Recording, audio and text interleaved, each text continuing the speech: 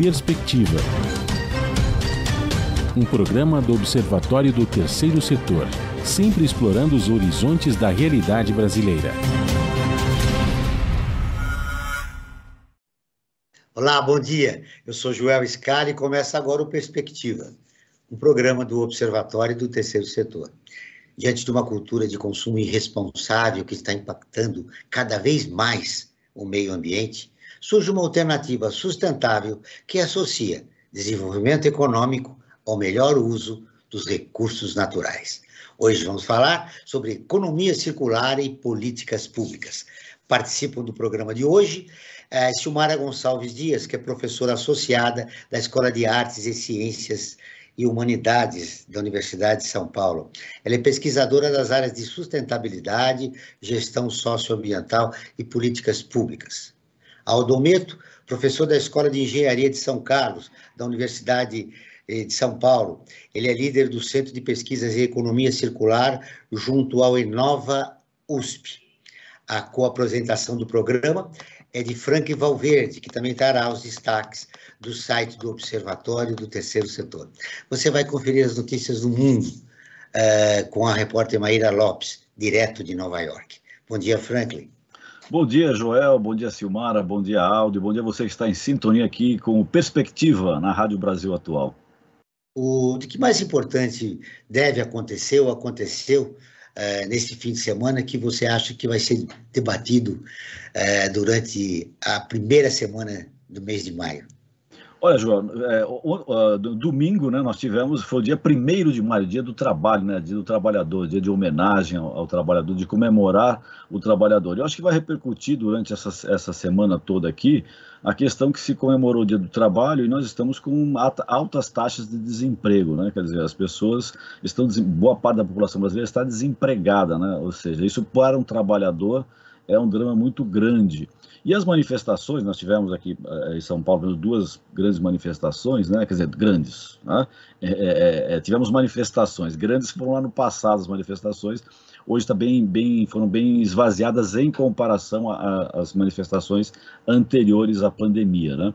Nós tivemos uma que foi capitaneada por todas as centrais sindicais, né? Que essa realmente foi uma manifestação voltada para o trabalhador, né?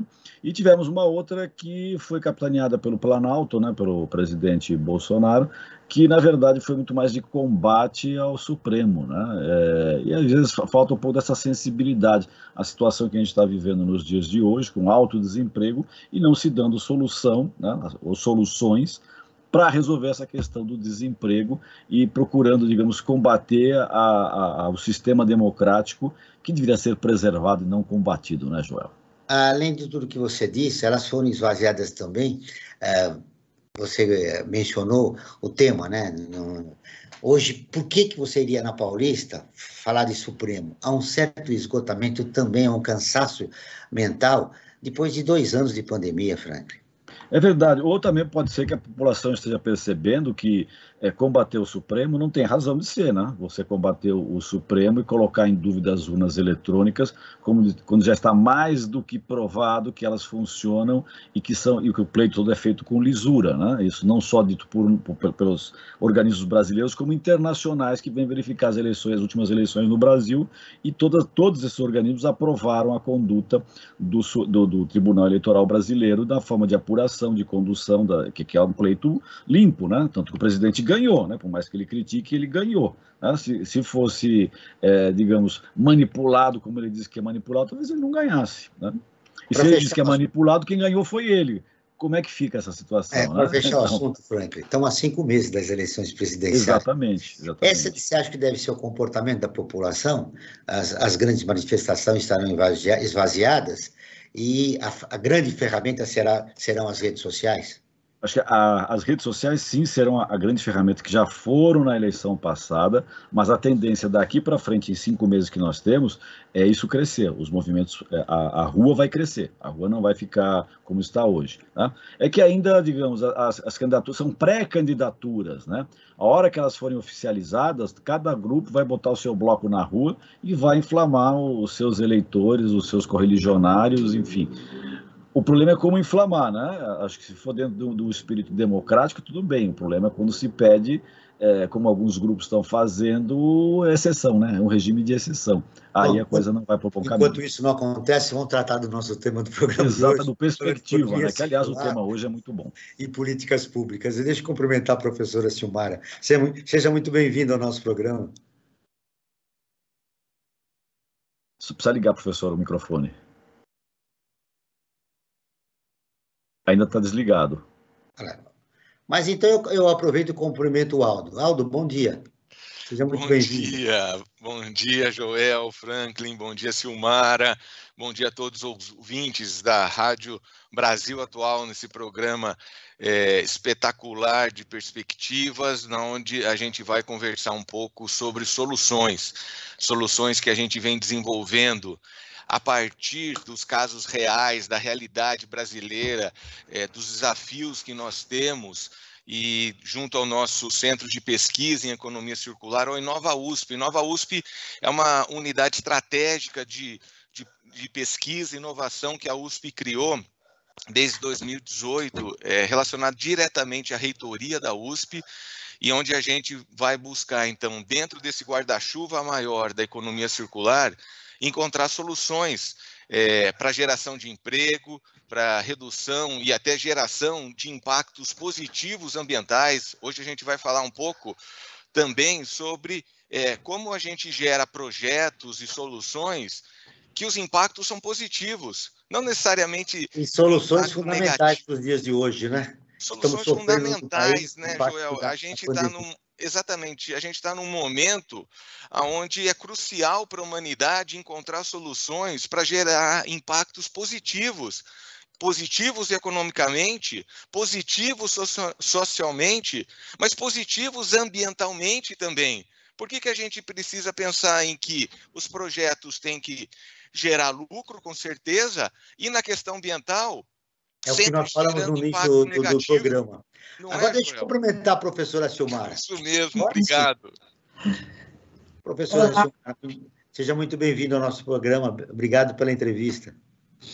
Também agradeço muito a oportunidade, né, de estar conversando sobre esse tema tão importante, tão atual, como o professor Aldo colocou nas suas palavras.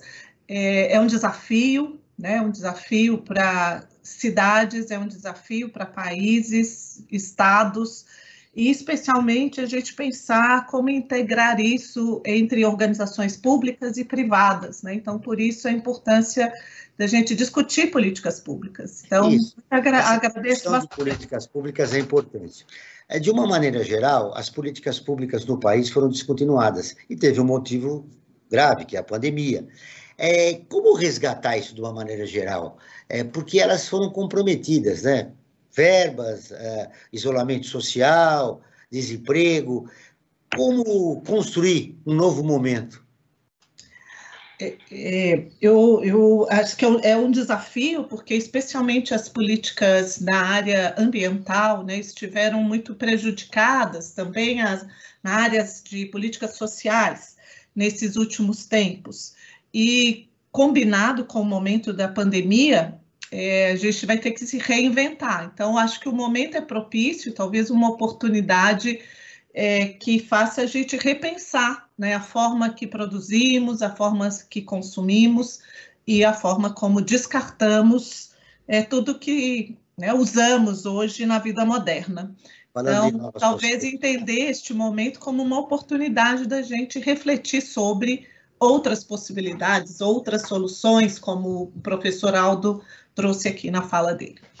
Vamos falar dessas novas possibilidades. Uma delas é a economia circular, que aparece como uma alternativa ao modelo tradicional, que envolve produção, consumo e descarte. Sabemos que políticas públicas têm um papel fundamental nessa transição para a economia circular. Que tipo de políticas públicas, professora, podem serem desenvolvidas agora para nós prepararmos o país, né, para pós-pandemia? O Brasil surge um novo país na pós-pandemia. Então, essa é uma complexidade, porque a gente vai ter que pensar em políticas públicas sistêmicas e intersetoriais, porque envolve a política industrial do país, envolve a política de inovação, né, de ciência e tecnologia. Então, são muitas áreas e setores da economia que vão precisar dialogar entre si, porque para eu tornar um sistema circular, né, diferente do que hoje temos de um sistema linear, então eu vou ter que envolver muitos setores da economia, então pensando aí iniciativas empresariais de todas as ordens, mas também pensando em desenvolvimento científico, tecnológico. Então, como fazer isso? E, ao mesmo tempo, envolvendo o Estado no desenho das políticas públicas. Então, eu costumo dizer que é uma inter-relação entre Estado e mercado e a sociedade civil. Então, sistemicamente, isso é um desafio muito grande. E o Centro, a Inova, está preparado para esse desafio, professor Aldo? Olha, a gente tem desenvolvido e apoiando várias organizações, desde empresas, trabalhos também junto às cooperativas, junto a prefeituras, enfim, nos diversos âmbitos e atores, como a professora Silmara colocou, que são importantes estarem alinhados para essa transição. E que transição é essa? Quais são nas práticas essas mudanças? A economia circular surge agora como uma panaceia ou ela já vem sendo desenvolvida e realizada já há algum tempo? Na verdade, a economia circular são práticas que já vêm sendo realizadas por diversos nomes e diversas formas há algum tempo. A gente pode entender que, assim, o próprio aspecto de saneamento básico, dos tratamentos dos resíduos, da gente verificar que o que não é gerado de produto pode ter outros valores e não precisa ser descartado, então essa diferença de rejeito, que é aquilo que não serve mais para nada, para o resíduo, mas que tem valor, isso já é uma evolução que se deu principalmente junto com a Política Nacional de Resíduos Sólidos e que traz essa perspectiva do ciclo de vida.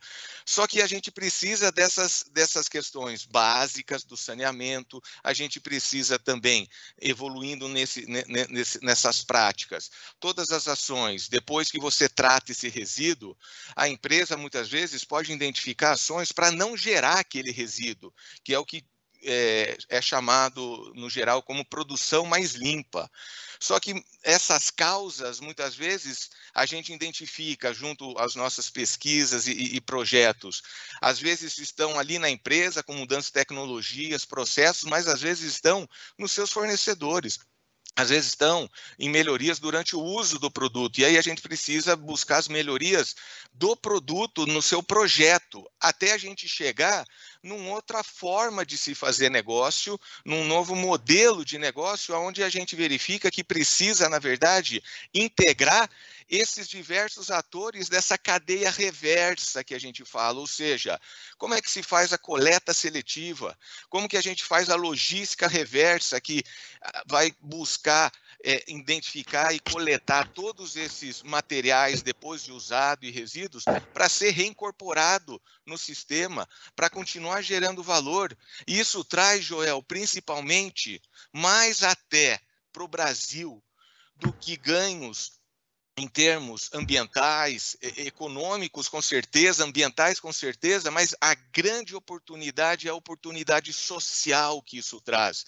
Imagina a gente estruturar essa cadeia reversa, que é feito principalmente por grupos informais, desestruturados. Imagina isso fazer parte da cadeia de suprimentos de grandes empresas estruturados junto com o governo, e a política pública tem um papel fundamental porque ela traz uma escala, e isso alavanca de forma muito maior todas essas possibilidades, mas que eu trago aqui como destaque as oportunidades sociais relacionadas a alguns grupos como as cooperativas, catadores renováveis, orgânicos, enfim, todas essas soluções que a gente estava falando, que agora tem a oportunidade de se lançar, não porque agora existe a solução técnica.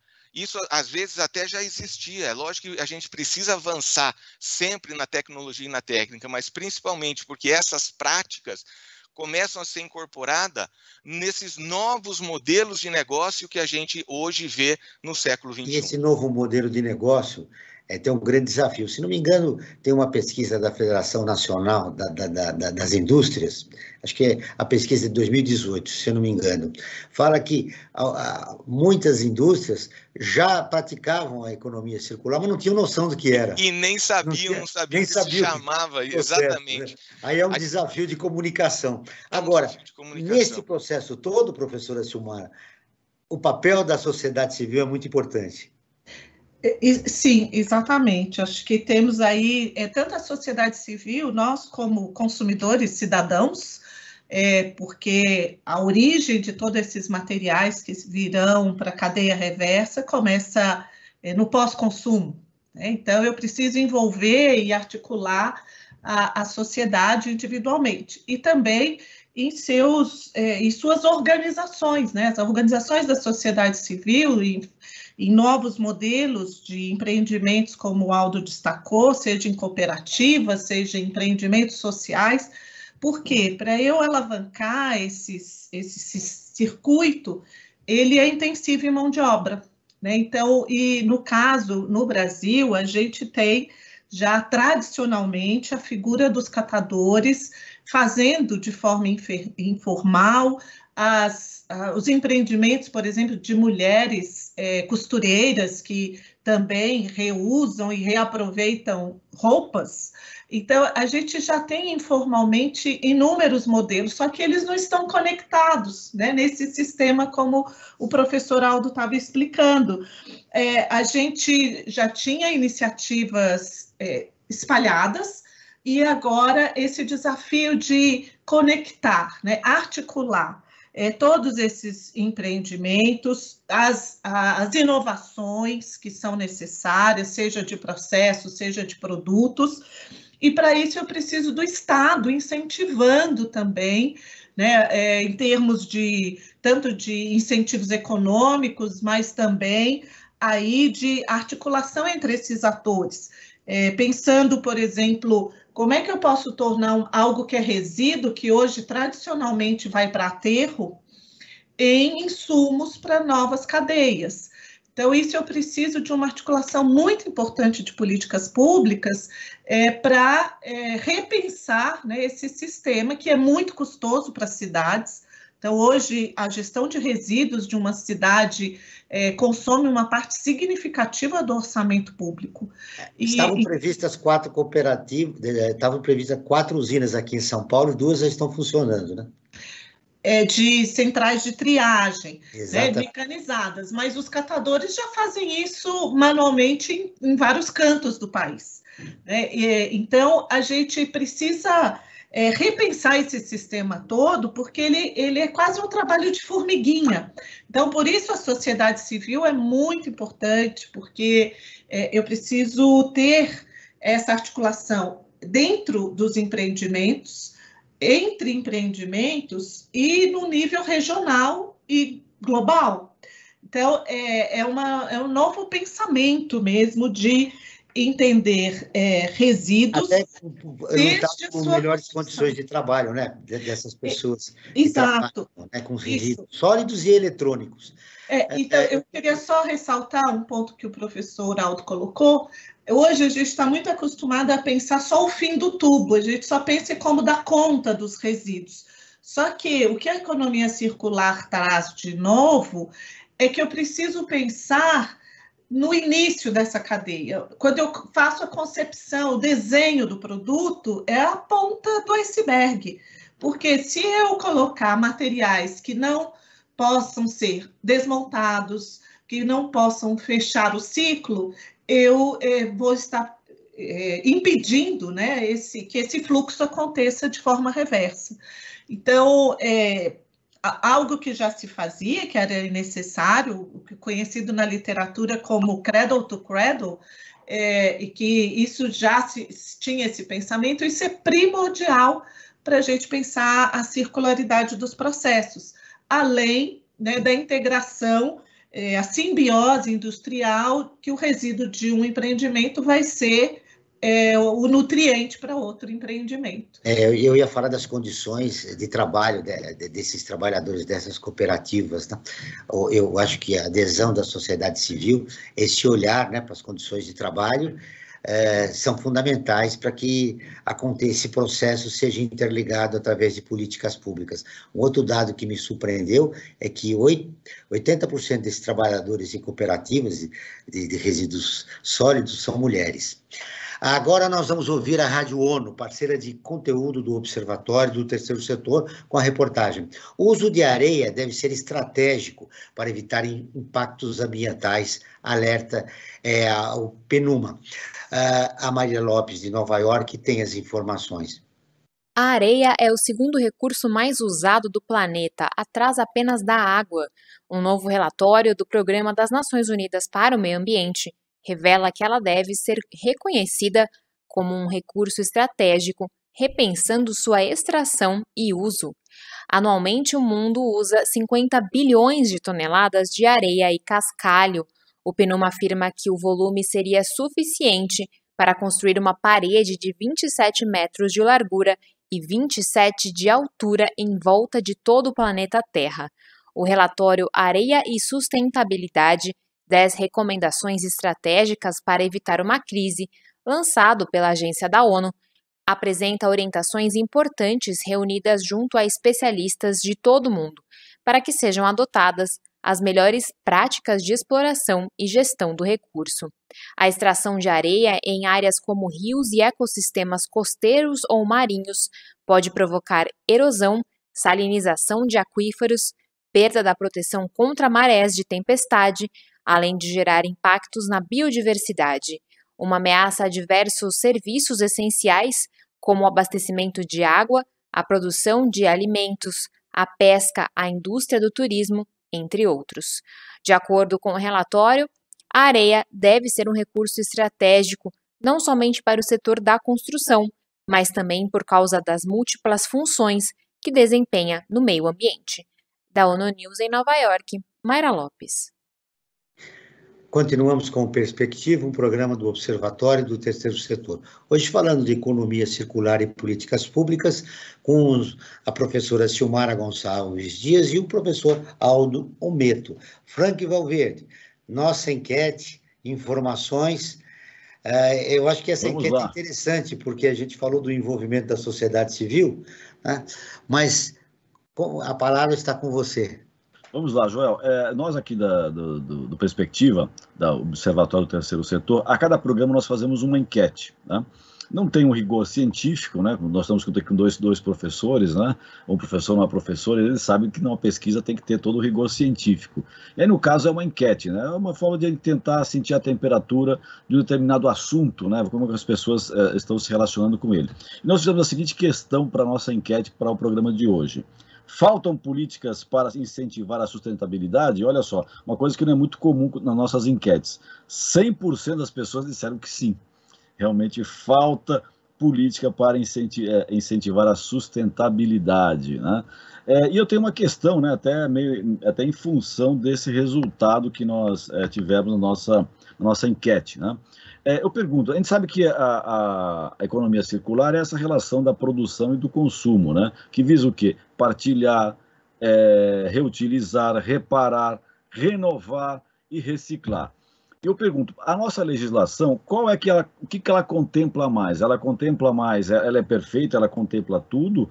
Ou realmente ela contempla mais, digamos, a renovação, a reciclagem? E, por exemplo, eu sei que pouco se fala em reparação, né?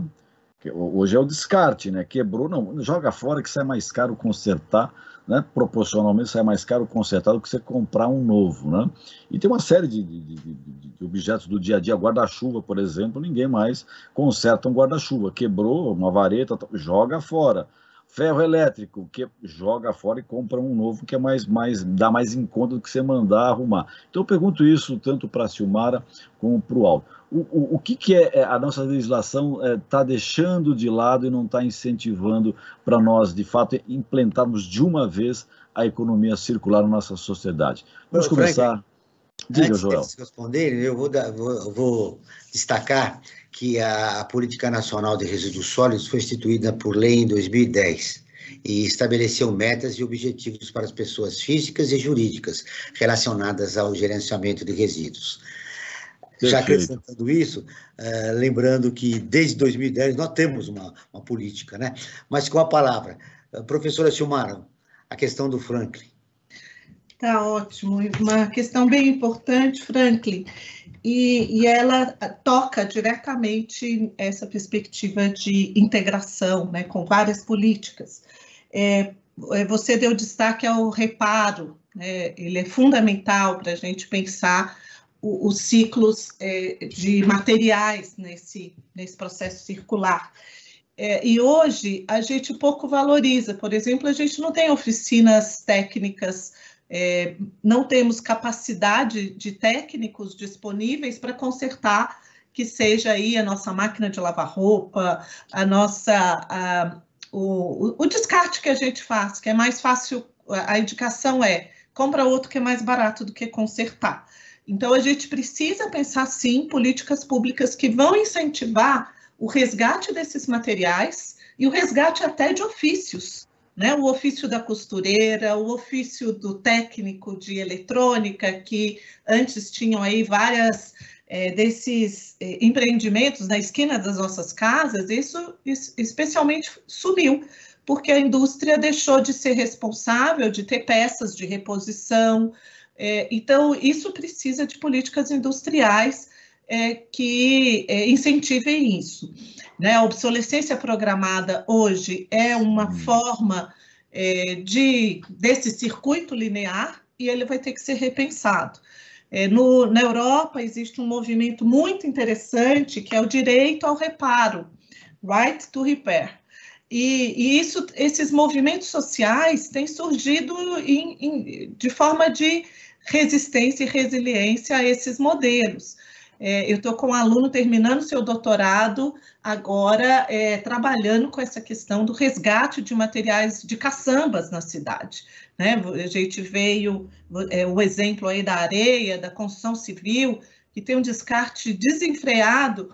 E como é que a gente aproveita isso? Então, criando circuitos, por exemplo, de projetos garagem, que vão ensinar as pessoas a consertar coisas, porque a gente esqueceu como conserta coisas. Então, esse é um ponto da sua pergunta. O segundo, em relação a esse desemprego. Exato. E o segundo ponto que você destaca, Joel, é que a arquitetura, o desenho da nossa política nacional de resíduos sólidos. Então, ela preconiza, né, uma hierarquia de gestão que começa com a redução, o reuso, a reciclagem ali no 3º ou 4º degrau, mas todos os mecanismos e instrumentos da nossa política, ele só dá conta desse fim do tubo.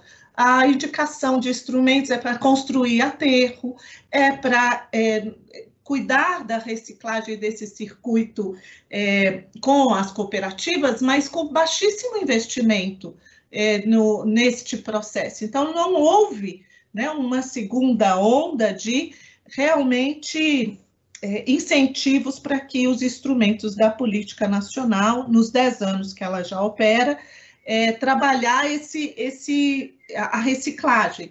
E a gente fez um levantamento, em termos até de análise do documento da política nacional, ela tem 4 vezes que ela menciona a prevenção ou a redução. E milhares de outras funções, né, que ali, ou instrumentos, estão dedicados a aterro, a logística reversa e ao circuito da reciclagem. Então, a própria política, a gente diz muito que ela é uma política de fim de tubo. A gente precisa avançar numa revisão onde a gente pense essa hierarquia no topo, para a gente pensar a economia circular.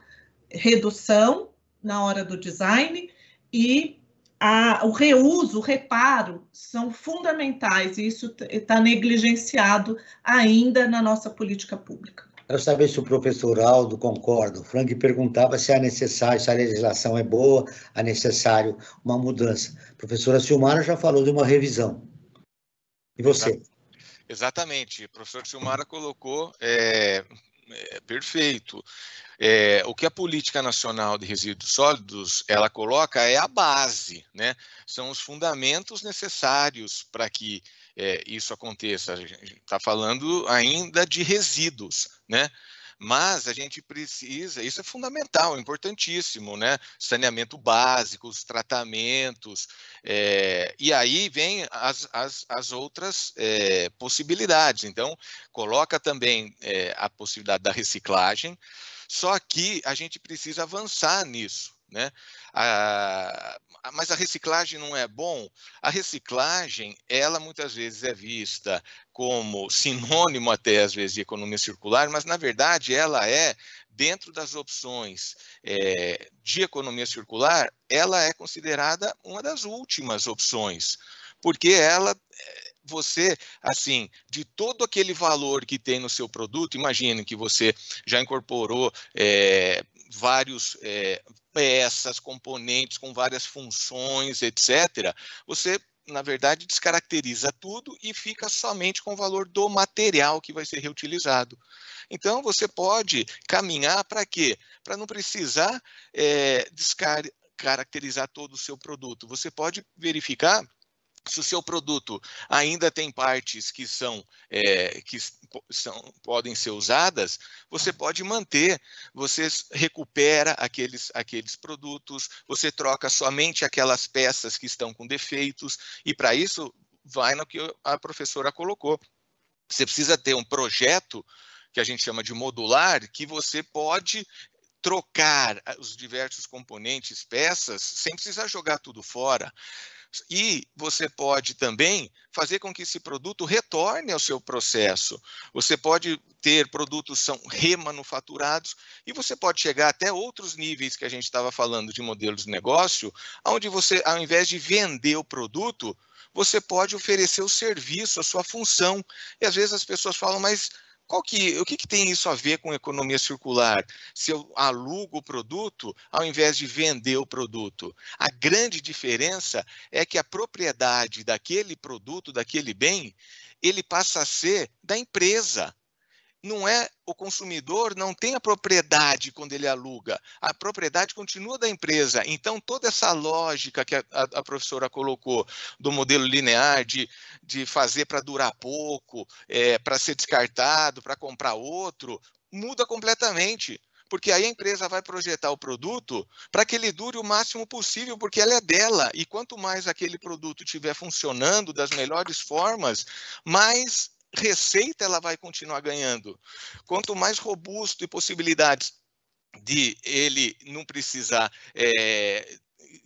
de defeito, assim, que ele não tenha defeitos e não precisar de muitas manutenções, a empresa vai fazer e ela vai oferecer o serviço de manutenção também. Ela vai oferecer toda a logística reversa para recuperar aquele produto depois de ser alugado. Então, ela tem uma outra lógica, mas isso, portanto, vem do que a gente coloca como centro, o elemento central para essa mudança, que é a mentalidade dessa nova visão. Ou seja, uma mudança cultural profunda, né, na cabeça do consumidor para entender esse novo processo, né?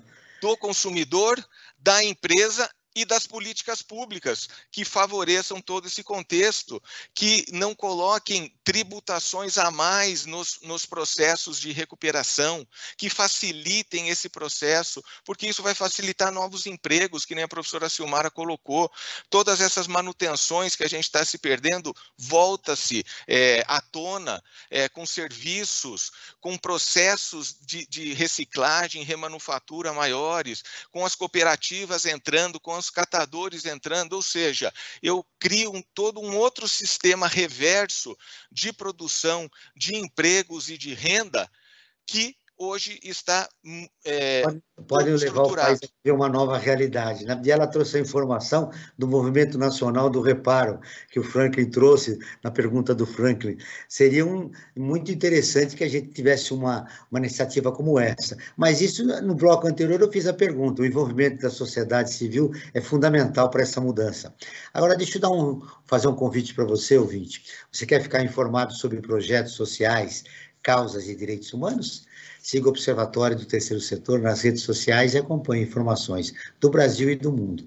No Instagram é @Observatório 3 Setor, no Facebook é facebook.com/Observatório 3 Setor.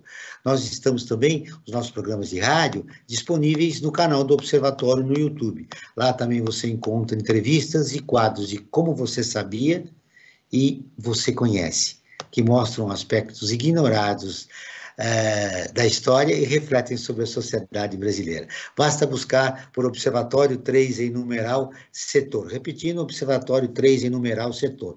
Frank, você trouxe aqui uma volta ao passado, porque no meu bairro tinha uma fábrica de guarda-chuva e eles não vendiam.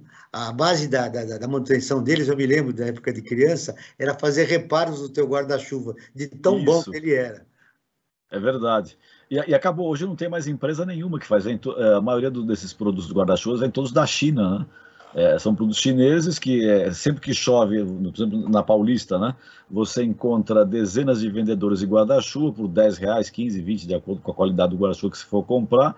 Você usa, bate 2, 3 ventos, aquilo já estoura 2, 3 paredes, né? Você comprou aquele mais baratinho e o pessoal joga fora. Depois da chuva, né? Você vê aquelas lixeiras da Paulista, uma série de guarda-chuvas enfiados lá, jogados. Conclusão, a fábrica lá no meu bairro fechou. Mas veja só, você chega e fala assim, olha, eu quero um guarda-chuva novo. Ele fala, não, vamos consertar. Isso antigamente. Agora, eu falo, vale a pena você comprar um novo, descarta esse. Até, como disse o Aldo, nós precisamos mudar essa mentalidade. É uma mudança profunda, né? Cultural profunda. O governo federal está estudando uma medida para beneficiar os catadores de lixo reciclável. A ideia é de que eles recebam de empresas que têm metas legais de logística reversa a cumprir. Você chegou a tocar nesse assunto, né, Aldo? O papel dos catadores de lixo, de resíduos sólidos na economia circular é fundamental o trabalho deles. Como incentivar esse trabalho para que eles tenham consciência de que a importância do papel deles na cadeia, né? O professor Silmar falava da cadeia, né? De que políticas públicas têm que olhar o todo, né? Não adianta você incentivar só uma parte dela, porque nós precisamos de uma mudança significativa. Aldo. Joia, Joel. Isso é fundamental, né?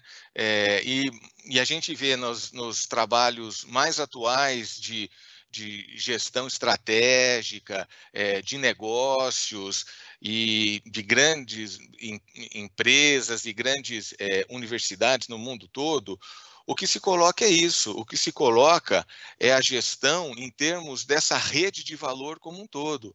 Como que eu alinho, como que eu estruturo, porque imagina, dentro de toda essa estrutura dessa cadeia circular que a gente está tentando desenvolver, quais são os gargalos? Quais são os atores e quais são ali os processos que aquilo pode se romper? Então, identificando justamente essas necessidades, é que investimentos junto a esses atores são fundamentais. E eu não estou falando de assistencialismo. Isso é colocado como uma visão estratégica de negócios. Os negócios, eles são estruturados nessas plataformas. Muitas empresas encontram esses benefícios de geração de valores mais diversificados, com maior eficiência, porque colaboram com diversas outras empresas e outros atores do terceiro setor para conseguir gerar esses outros valores. E, portanto, esses atores que estão menos estruturados, é fundamental, é estratégico para as grandes empresas chamadas as líderes dessas cadeias invistam para fortalecer isso tudo. E lógico, isso exige uma nova consciência do empresário também, né? E ele começa a identificar isso a partir do momento que ele olha o valor daquele produto dele que precisa permanecer por mais tempo. A hora que ele começa a identificar que ele tem oportunidades de geração de novas receitas e novos negócios quando ele incorpora esses outros atores. Ele diversifica. E quando eu estou falando de diversidade e eficiência, a gente está falando daquela palavrinha que a gente falou muito na pandemia, que é a resiliência dos negócios. Se eu tenho só uma opção, a gente viu aqui quando a gente teve a greve dos caminhoneiros. Eu só tenho uma opção principal da logística no Brasil. Parou aquilo, todo mundo ficou sem produtos em casa e esperando. O que eu preciso? Preciso de diversidade. Os negócios ganham valor quando eles se ampliam e têm diversidade. A economia circular é isso. A economia circular é essa diversidade aliada com todos esses benefícios e consequências sustentáveis, de impactos positivos para o meio ambiente, para a sociedade e para. E ela apresenta uma alternativa diferente da economia linear, né? Dando essas opções. Agora, eu queria ouvir a professora Silmara. Eu falei que o governo federal está estudando uma medida para beneficiar os catadores de lixo reciclável, né? Além dessa iniciativa, que tipos de políticas de inclusão podem ser aplicadas, professora? Eu acho que esse ponto é o nó, né, de que até hoje a gente avançou muito pouco na nossa política nacional, que o Aldo traz o cerne da questão. Logística custa, né? E o trabalho dos catadores é exatamente realizar a logística reversa do material, só que eles não recebem por isso.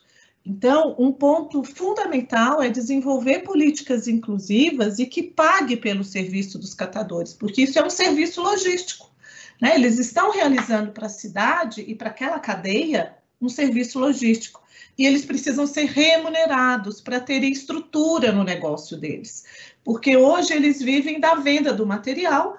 O material, os preços são monitorados e balanceados pelo mercado de commodity do mundo, e não remunera o serviço deles.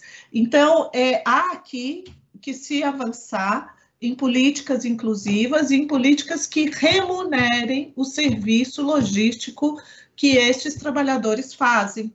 E aqui a gente precisa realmente entender, né, esse circuito todo e a importância do papel do catador, ou seja, outros empreendimentos que vão realmente ser a ponta do iceberg de fazer a reversão do material nas cadeias produtivas, né? Então, ele vai deixar de ser resíduo e vai voltar para outra cadeia. E esse processo precisa ser remunerado.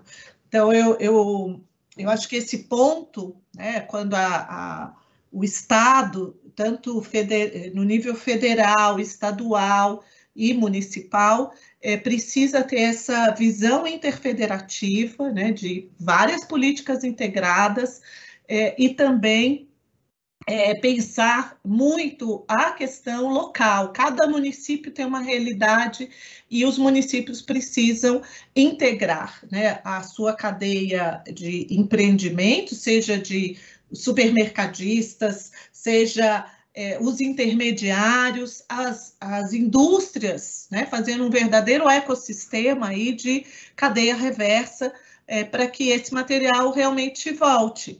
E aí eu vou dar um exemplo. A gente tem materiais com alto valor, como é o alumínio, que consegue fazer esse circuito logístico funcionar. Mas o plástico, por exemplo, que tem baixo valor de mercado, ele tem muita dificuldade. Quando eu gero um resíduo, por exemplo, lá no meio do estado do Amazonas, como é que ele chega em São Paulo para ser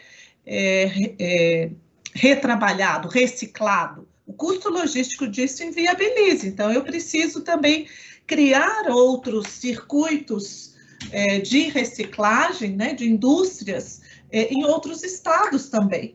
Então, é algo muito mais sistêmico do que a gente pode prever. E realmente gostei desse ponto que o Aldo trouxe, é uma nova mentalidade para negócios, é uma nova mentalidade para a gente pensar essa integração e inclusão efetiva, né, e é uma revolução cultural se realmente a gente for no âmago e quiser implementar essa ideia da circularidade da indústria no contexto brasileiro.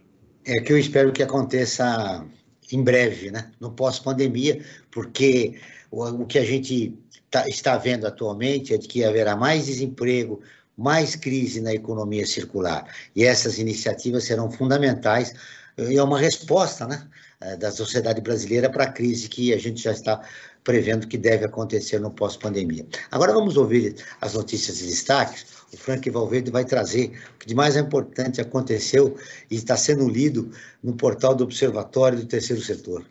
Perfeitamente, Joel. Antes de dar os destaques, eu queria fazer o convite para as pessoas visitarem o nosso portal, observatório3setor.org.br, o 3 em numeral. Lá, todos e todas vão encontrar uma série de matérias, como, por exemplo, garimpo ilegal causa morte nas terras indígenas Yanomami.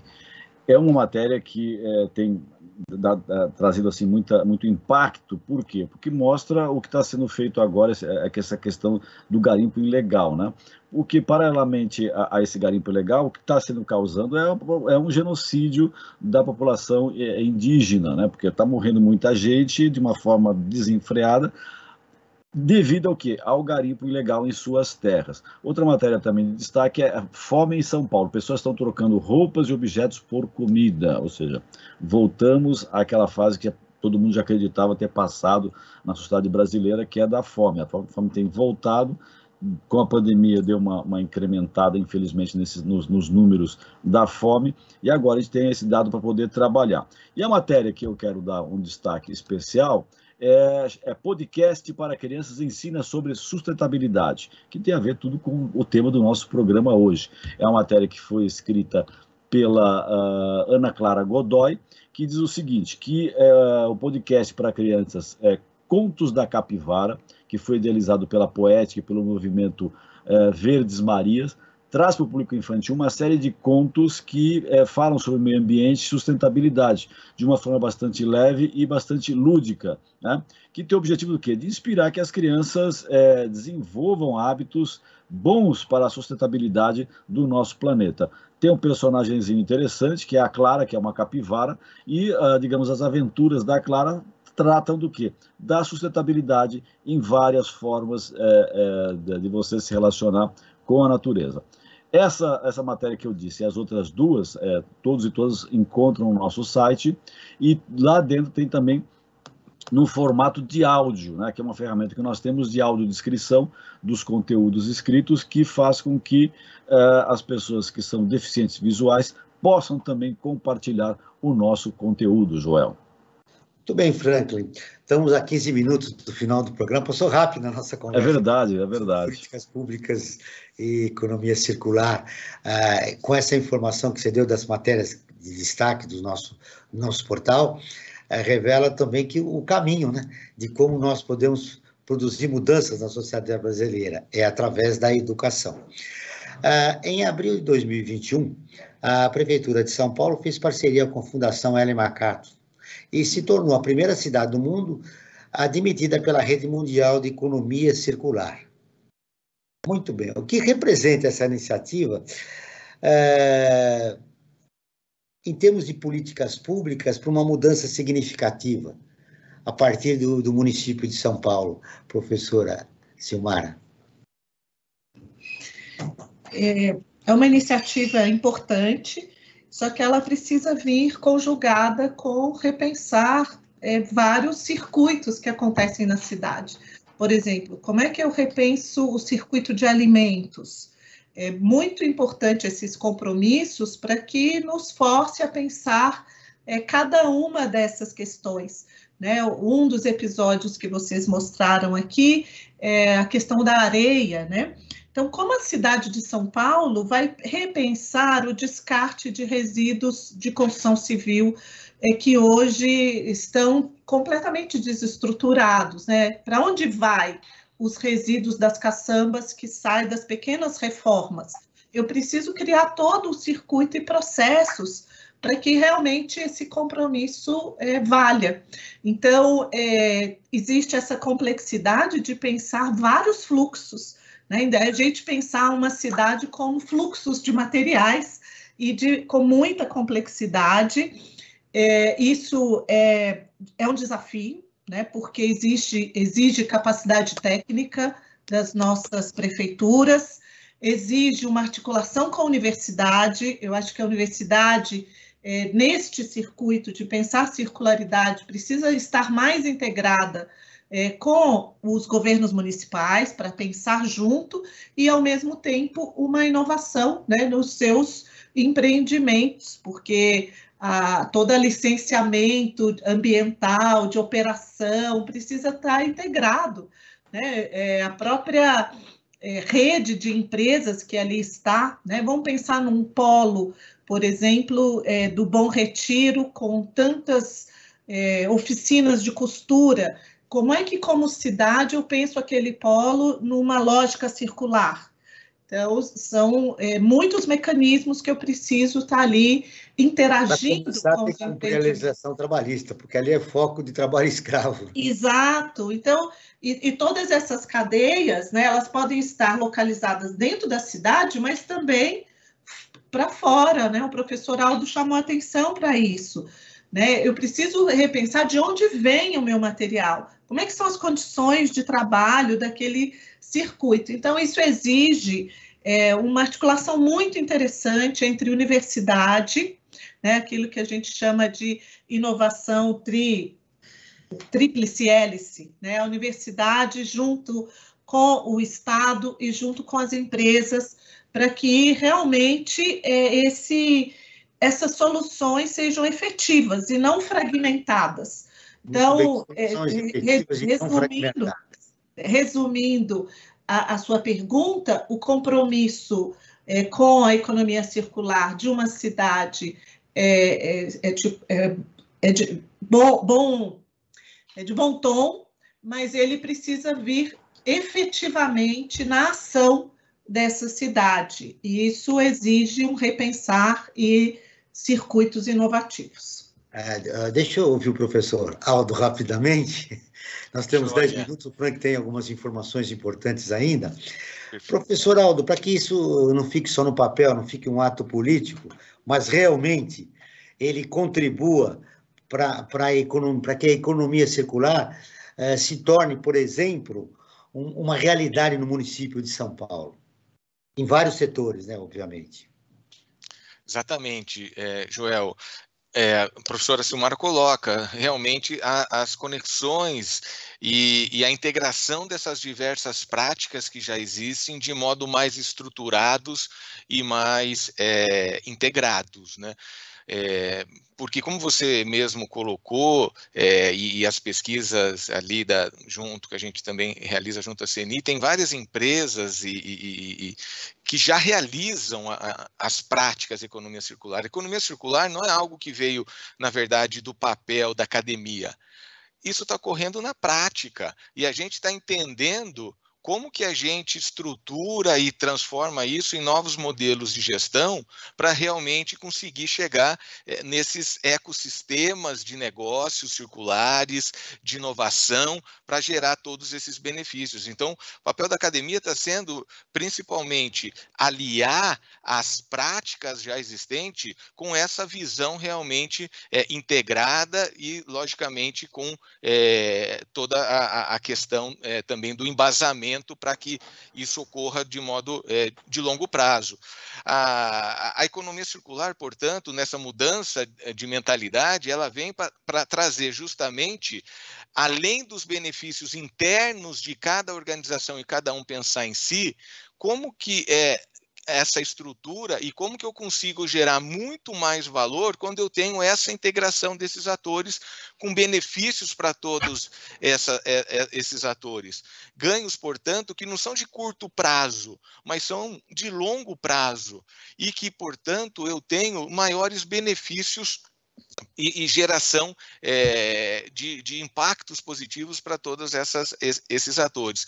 Portanto, veja que o que a gente está falando, muitas vezes, extrapola a questão do resíduo. É uma questão onde a gente coloca como o elemento principal a geração de novos valores para longo prazo e para os diversos grupos que participam e que podem participar disso em termos também ambientais, sociais e econômicos. E como consequência disso, eu vou ter o trabalho e o uso de recursos renováveis, eu vou ter a recuperação dos materiais, produtos, eu vou ter o compartilhamento, eu vou ter, por exemplo, a questão do serviço, do aluguel ao invés da venda, eu vou ter a mudança para a indústria com a manufatura aditiva, ao invés de eu retirar material em excesso, eu só coloco aquilo que realmente o meu produto precisa. Enfim, é justamente uma inovação e as soluções para o século XXI. A economia circular não é algo fora que está sendo colocado. Na verdade, ela está dentro das soluções do século XXI. Só que a gente precisa justamente enxergar e integrar essas soluções para que elas possam ser feitas na prática. Não é todo mundo vai nos ajudar a ter uma nova relação com a natureza, né? Olhamos com a natureza, com a sociedade e também com a economia, porque é um novo modelo onde eu consigo gerar muito mais valores por mais tempo. Agora eu quero ouvir o Frank. Frank, temos 4 minutos. Você tem o poder de síntese como jornalista e professor. Por favor, com a palavra. Vamos lá, bem sintético. Eu queria dar o destaque que nós estamos com o Observatório em Movimento, né? Que é um projeto que nós desenvolvemos, ouvindo especialistas das mais variadas áreas do conhecimento, falando da melhor forma de nós vivermos neste pós-pandemia, que já iniciou lentamente, é verdade, mas já iniciou esse pós-pandemia. Então, no Observatório em Movimento, nós temos essas dicas dos especialistas. Para isso, entre no nosso site, www.observatório3setor.org.br, o 3 em numeral. Então, nós também temos lá, temos também uma plataforma, que é uma nova ferramenta de financiamento coletivo para organizações da sociedade civil com projetos em diversas áreas. Convido a todos e a todas a entrar no apoie3setor.com.br, apoie3setor.com.br, o 3 em numeral, e lá tem as dicas de como você melhor se utilizar dessa plataforma. E visite nossas redes sociais, seja no Facebook, seja no Instagram, assim como também no YouTube, Joel. E manda já o teu destaque final do nosso programa. Destaque final, Joel. Antes de você descartar um produto, verifique se ele pode ter o ciclo de vida um pouquinho maior na sua mão. Muito bem. Eu quero o destaque final dos nossos 2 convidados, 30 segundos para cada um. Professora Silmara, o que de mais importante a senhora gostaria de deixar registrado no programa de hoje?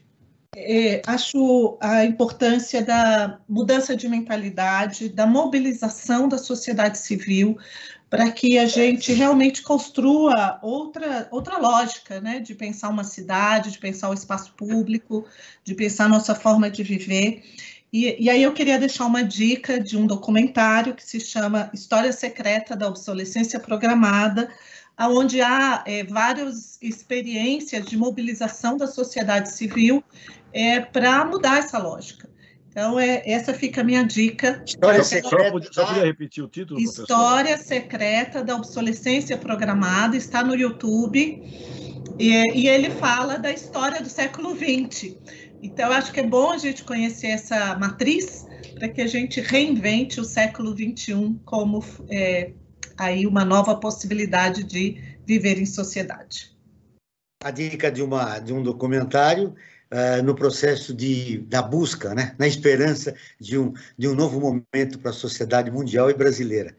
30 segundos para o professor Aldo destacar o que ele acha de mais importante.